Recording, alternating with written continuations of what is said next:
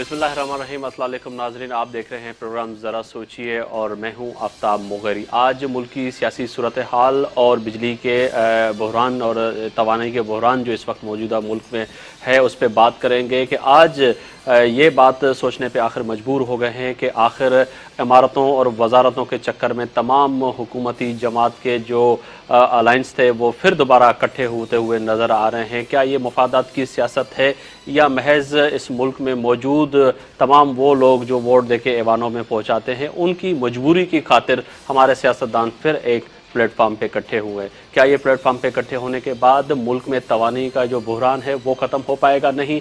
सिंध में इस वक्त जो सैलाब की सूरत हाल है, 23 अजला जो है सिंध के डूबे हुए हैं, वहाँ पे भूखे नंगे लोग जो इस वक्त एक निवाले के लिए तरस रहे हैं उसको खाना मिल पाएगा या नहीं? या पंजाब में जो इस वक्त लोग बेरोज़गारी से मर रहे हैं और डेंगू मच्छर की वजह से जो है वहाँ पर लोग अपनी रोज़ाना जानें गंवा रहे हैं, उनको कुछ मसला हल होगा या नहीं?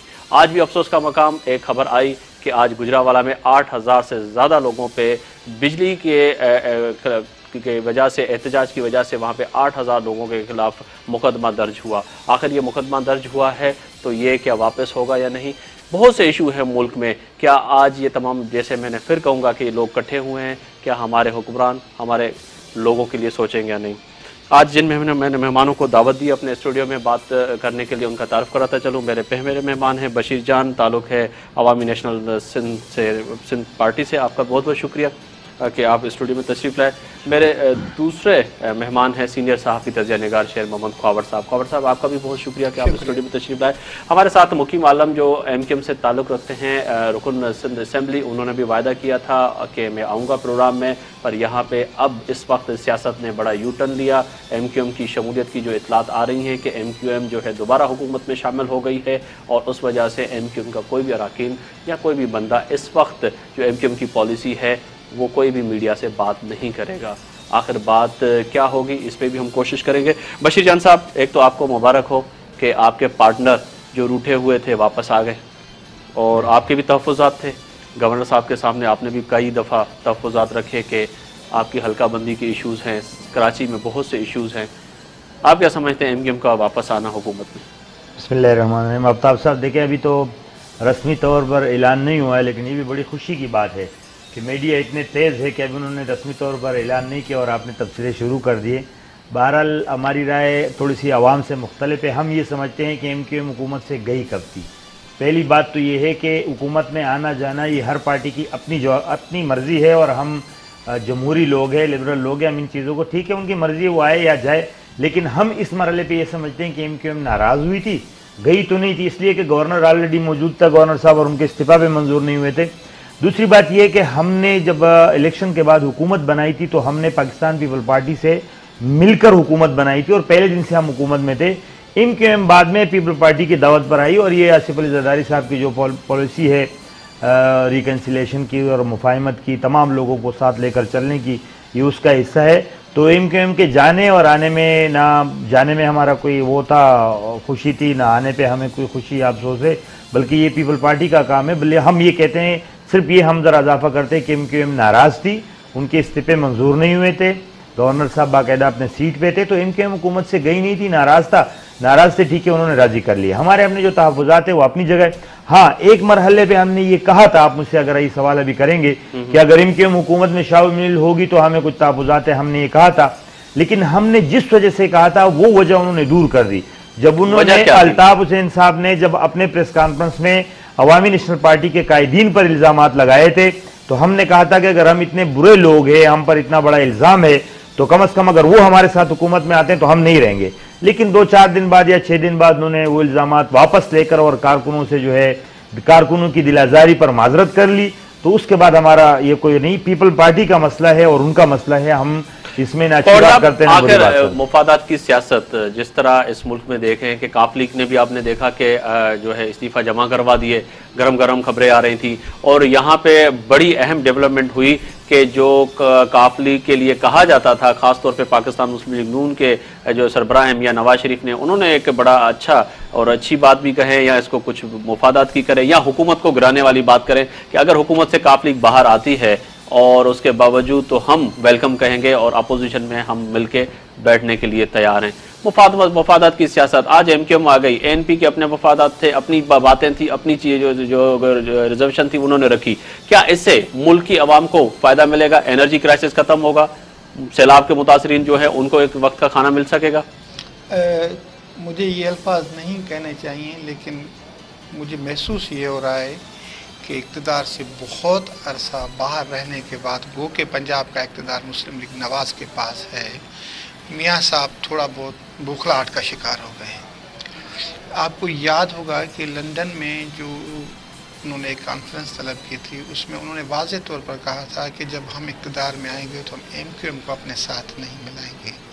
लेकिन जब MQM मौजूदा हुकूमत से थोड़ी अलहदा हुई तो फिर नवाज़ शरीफ साहब ने उनके साथ रवाबित बढ़ा दिए। तो अब नवाज़ शरीफ साहब इनकार कर चुके थे। अगर नवाज़ शरीफ साहब ये बात पहले कहते कि हम मुस्लिम लीग काफ को वेलकम करेंगे तो शायद मुस्लिम लीग काफ को ये नौबत ही नहीं आती कि वो पाकिस्तान पीपल्स पार्टी के साथ जा कर के बैठे। वो पंजाब में या एक मतलब बहुत अपोजिशन के हिस्से से आ सकते थे, लेकिन उन्होंने ऐसा नहीं किया, उन्होंने मौका गंवा दिया। जहाँ तक बात यह है कि मफादात की सियासत, तो माजरत के साथ मैं यह कहूँगा कि शहीद जुल्फ़िकार अली भुट्टो के बाद जिस तरीके से हमारे आमिरों ने, मार्शल लॉ वालों ने, जनरल ज़ियाउल हक ने इस सियासी निज़ाम को करप्ट किया है, उसके बाद जितनी सियासत हुई है उसमें अवाम का अंसर कम और मफादात का अंसर ज़्यादा ही रहा है। ये आप किसी एक को मूरद इल्ज़ाम नहीं ठहरा सकते, मौजूदा सेटअप को मूरद इल्ज़ाम नहीं ठहरा सकते। कुछ लोग और कुछ दो की पॉलिसी पर अमल होता रहा है। यही वजह है, अगर मफादात की सियासत ना होती, यही वजह है कि आज जिस मुल्क से बहरान गुजर रहा है, आज लोग भूखे मर रहे हैं। सिंध के 13 अजला में आप जा कर के देखें, जो लोग सदियों से सिंध में रह रहे हैं उनके कच्चे मकानात हैं जिनमें वो अपने जानवरों के साथ, अपने चौपाई जानवरों के साथ अपनी ज़िंदगी बसर कर रहे हैं, और वो भी बारिश के पानी में डूब गए हैं, बह गए हैं। आज अगर ये लोग मफादात की सियासत न करते कि जिस तरीके से बलूचिस्तान में हज़ारा कबाइल को, वो भी हमारा एक हिस्सा है, चुन चुन के उन लोगों को कत्ल किया जा रहा है, अगर ये लोग मफादात की सियासत न करते तो आज ये खबरें न छपती कि मियाँ नवाज़ शरीफ साहब मुल्क के चौथे अमीर तरीन शख्स हैं। यहाँ तो ये हुआ कि जब मियाँ नवाज़ शरीफ साहब की हुकूमत थी तो ये बात सुनने में आई कि एक दिन के लिए स्क्रैप जो बाहर से आता था स्टील मिल के लिए, उनकी अपनी फाउंड्री के लिए, इत्तेफाक फाउंड्री के लिए, उसके मंगाने के लिए ड्यूटी, कस्टम ड्यूटी में रिलैक्स दे दिया गया। जब स्क्रैप उतर गया तो फिर दूसरे दिन वही ड्यूटी बहाल कर दी गई। यहाँ तो ये खबरें भी आ रही हैं कि जो ये चीनी का जो बहरान है वो खुद पैदा किया जाता है, बहरान नहीं होता है। FBR ने ये आर्डिनेंस पास किया कि जो चीनी है वो लेने के लिए जो भी डीलर सामने आएगा उसको अपना NIC का नंबर और इनकम टैक्स का जो नंबर है वो देना पड़ेगा। उससे नतीजा ये निकला कि चीनी 4-5 रुपए फी केजी सस्ती हो गई। स्टॉक जो फैक्ट्री नहीं, बात मुझे कंप्लीट करने दे। नतीजा क्या हुआ? सारे हुक्मरान अपोजिशन में बैठने वाले, इक़्तिदार में बैठने वाले, सबकी शुगर मिले हैं। ये पॉलिसी आती है कि ये खत्म करें, नहीं ये खत्म करेंगे। आफ्ताब, मैं ये कह रहा हूं कि ये अगर वफादात की सियासत की जब आप बात करते हैं ना, तो किसी एक गिरोह को मूरद इल्ज़ाम नहीं ठहरा सकते। ये इस इमाम में सारे एक जैसे हैं। जी, सारे एक जैसे हैं। एक छोटा सा ब्रेक है, मैं वापस आके बशीर जान साहब से ये पूछूंगा कि अगर मुफादात की सियासत है तो आखिर इस सियासत से मुल्क को कैसे निजात मिले, और आम लोग जो इस वक्त एनर्जी क्राइसिस की वजह से तरस रहा है। आपने देखा कि पिछले दिनों पर आज तक, अभी मैं प्रोग्राम कर रहा हूँ, शायद कहीं पे मुल्क के अंदर बिजली ना हो, बिजली का बहरान हो, और कराची से लेके कश्मीर तक जो है इस वक्त बिजली का बहरान क्यों पैदा किया गया है। आप भी सोचें, मैं भी सोचता हूँ।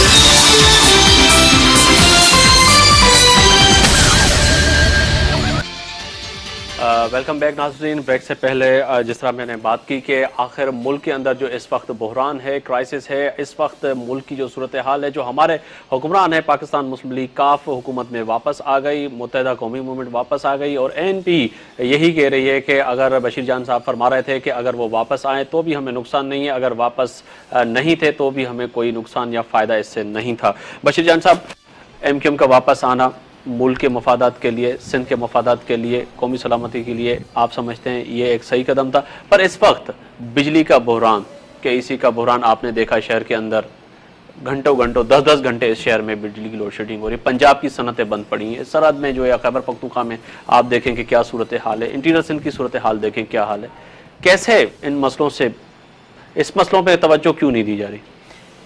देखिए अफ्ताब साहब, मैं आपको बताऊं कि कुछ बातें ऐसी होती है कि अगर हम चाहे भी कि भाई हम 1 दिन में, 2 दिन में, 4 दिन में या 2 साल में वो मसले हल करें तो नहीं होते। सबसे पहली बात ये है कि ये मसले पैदा कैसे हुए, ये मसले कैसे पैदा किए गए।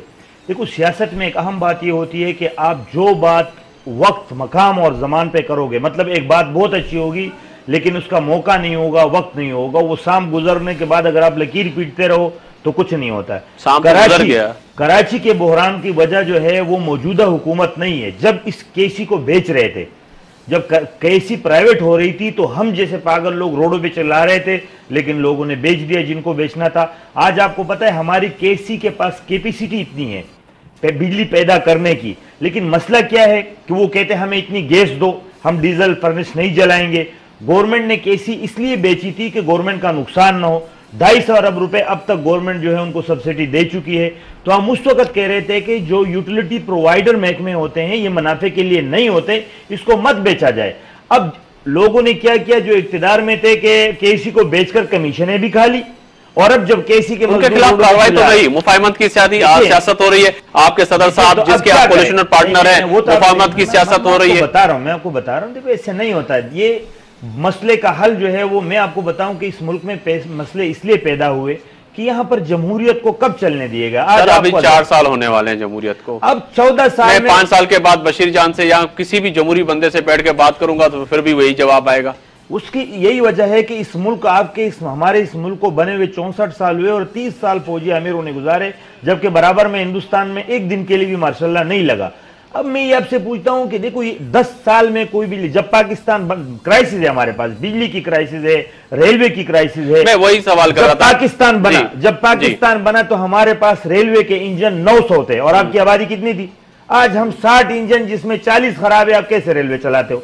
खरीदने के लिए बाजार में जाओ तो ये कोई गिलास थोड़ी है कि मिल जाएगा। हमारी पटरी जो है वो इंटरनेशनल स्टैंडर्ड की नहीं है। बिजली कोई ऐसी चीज थोड़ी कि एक दिन मशीन में बशीर जान साहब, एक दिन के फर्क पे हमारा पड़ोसी मुल्क हिंदुस्तान हमसे साथ ही आजाद हुआ। वहां पे ट्रेनें देखें, वहां पे जो है ट्रेनों की जो है लाइनें लगी हुई है, वहां पे ट्रांसपोर्ट की देखें क्या सूरत है, तमाम क्या है। यहाँ पे करप्शन के अंबार पड़े हुए हैं। इस वजह से कि वहां रेलवे की टोटल जमीन जो है माफिया, लैंड माफिया ने कब्जे में करके रखी हुई है, कुछ उधर से रेवेन्यू नहीं आ रहा। यही तो मैं कह रहा हूँ आपको ना। अब इसकी वजूहत अगर आपको पता है तो आप आवाम को बता दें, अगर मुझसे नहीं मैं आपसे पूछ रहा हूँ तो मेरे जवाब आपको यही है कि इन तमाम मसलों की जवाबदार इस मुल्क जो एक तो देखो आमिराना हुकूमतें चली और एक आमिराना जहन के लोग पैदा, मतलब ये है कि दूसरे मुल्क में जो पॉलिटिशियन होता है, हमारे मुल्क में सबसे आसान काम इसको समझा गया है। जो खेल से रिटायर वो सियासतदान, जो फौज से रिटायर वो सियासतदान, जो ब्यूरोक्रेट रिटायर वो सियासतदान, जो अमीर रिटायर वो सियासतदान। ये भी एक सब्जेक्ट है। जो बंदा 2 साल जेल नहीं कर सकता, जो 2-4 डंडे नहीं खा सकता, उसका काम यही होता है। अब ये कहां से पैदा हुए? आपने देखा कि 1985 में गैर जमाती इलेक्शन हुए, तमाम सियासतदान घरों में बैठे रहे और एक फोर्स तैयार हो गई। अब जाहिर है कि जब ये देखो इस मुल्क को चलाना पॉलिटिशियन ने है और हमारी बदकिस्मत ये है कि हम सब ने आसान काम इसी को समझ लिया कि जिसका और कोई धंधा नहीं वो सियासत में आके MNA बन जाता है MP। अब ये जिस तरह शेर मोहम्मद साहब ने बात कही, मेरा अक्सर लोगों से इख्तिलाफ रहता है, मैं आज ऑन ईयर भी कहता हूं, लोग कहते हैं महंगाई हुई है, मैं कहता हूं नहीं हुई। कैसे? आज से 10 साल पहले प्राडो गाड़ी कितने की थी? 1 करोड़ रुपए की थी, आज 20 लाख में है। आज से 12 साल पहले जो कलर टेलीविजन 20,000 का था, आज 2,000 में। वो प्राडो गाड़ी भी मेरी बात तो सुने ना। अब जो लोग रेट बढ़ाने वाले हैं उसी को हम हुक्मरान बनाते हैं। जो चीनी का मिल वाला है वो हमारा हुक्मरान है, जो आटे का मिल वाला है वो हमारा हुक्मरान जान साहब, वो आपके पास है। मेरी बात तो सुने यार। इस मुल्क में सबसे जो है ना, आपका NRO में कितने लोग छूटे, उसमें सियासतदान कितने, जो माशरा करप्ट होता है ना उसका कार्रवाई क्यों नहीं कर रहे? अब मीडिया को क्या समझते हो? अब मीडिया को मैं ये कह रहा हूं कार्रवाई क्यों नहीं हो रही उनके खिलाफ? इसलिए नहीं हो रही कि यहाँ पर मुफाहमत की सियासत, मजबूरियां, वही फिर सवाल आ रहा है। अब आपको मैं क्या बताऊं, आप लोगों में यही